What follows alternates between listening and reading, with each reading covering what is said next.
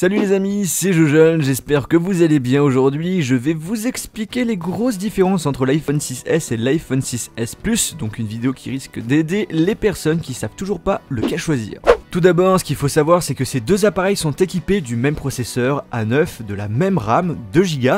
D'après les comparaisons que j'ai faites, l'un n'est pas plus rapide que l'autre, que ce soit au niveau du démarrage, dans les jeux ou en utilisation, on remarque aucune différence, ils ont la même puissance. Alors est-ce que c'est le cas aussi pour l'appareil photo puisque ces deux iPhones utilisent le même appareil photo arrière de 12 mégapixels. En fait, ce qu'il faut savoir c'est que l'iPhone 6S Plus possède quelque chose que n'a pas l'iPhone 6S, un stabilisateur optique. Alors ça sert à quoi? Eh bien ce stabilisateur permet de prendre des photos en ayant moins de risque de flou, mais également de réaliser des vidéos où on ressent moins les mouvements. Pour la partie photo, la qualité est la même sur ces deux smartphones. Par contre, durant mon test, j'ai remarqué que certaines photos étaient floues sur l'iPhone 6S alors que ce n'était pas le cas pour l'iPhone 6S Plus grâce à son stabilisateur optique. Au niveau de la vidéo, j'ai remarqué que sur l'iPhone 6S Plus, on ressent moins les mouvements. Et encore, sur l'iPhone 6S sans avoir ce stabilisateur optique, je trouve qu'il se débrouille très bien. Personnellement et bizarrement au niveau de la netteté de l'image, je remarque que les vidéos en mouvement sont plus agréables à regarder sur l'iPhone 6S que sur l'iPhone 6S Plus où on remarque qu'il y a une sorte de mise au point qui se fait à chaque fois qu'on fait un pas. Alors je sais pas ce que vous en pensez, donc n'hésitez pas à laisser un petit com pour me dire tout simplement ce que vous en pensez. Et sinon pour la partie qualité vidéo, sans déplacement, je trouve que la qualité est la même. Pour la caméra frontale, les deux iPhones ont le même objectif, avec les mêmes technologies, on a le même nombre de mégapixels, 5 exactement. Et bien là, j'ai rencontré aucune différence, que ce soit en photo en plein jour, en faible luminosité, et même en vidéo, c'est pareil. Ce qui les différencie réellement, c'est leur taille. Même si le design est le même, l'iPhone 6S Plus est bien plus grand et bien plus imposant que l'iPhone 6S. La prise en main change donc totalement et c'est surtout sur ce point que vous allez prendre votre décision.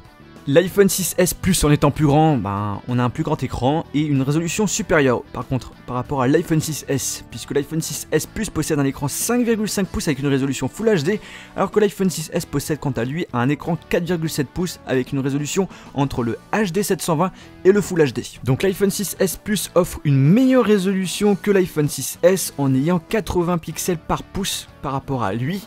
On a également un meilleur confort d'utilisation pour la lecture, pour les jeux vidéo et lorsque vous regardez des films. Parlons maintenant de l'autonomie. Il faut savoir que j'ai utilisé ces deux iPhones pendant 2 heures non-stop. Je les ai utilisés dans les mêmes conditions. J'ai légèrement plus utilisé l'iPhone 6S Plus, mais la différence est vraiment minime. Et bizarrement, ils ont l'air d'avoir la même autonomie, ce qui n'était pas du tout le cas l'année dernière avec l'iPhone 6 et 6 Plus. J'ai fait plusieurs tests en laissant des applications gourmandes et certains jeux pendant plusieurs minutes et j'ai remarqué qu'ils perdaient tous les deux le même nombre de pourcentages. Ce qui est assez surprenant puisqu'Apple nous informe que la version Plus est meilleure en autonomie que la version normale. Peut-être qu'une future mise à jour va changer cela. Je vous tiendrai bien évidemment informé sur les réseaux sociaux où je suis et surtout dans ma vidéo avis que je mettrai dans la description quand elle sera disponible.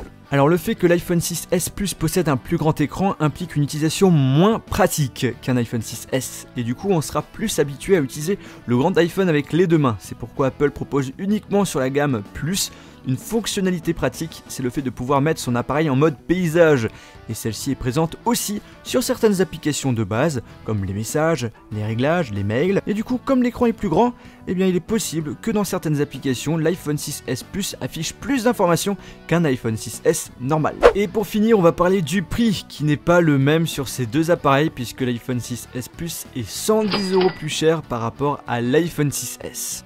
Même couleur, même performance, un appareil photo presque équivalent, une autonomie où il n'y a aucune différence flagrante. Vous l'avez compris, la différence vient surtout de la prise en main, de la résolution de l'écran mais aussi du prix.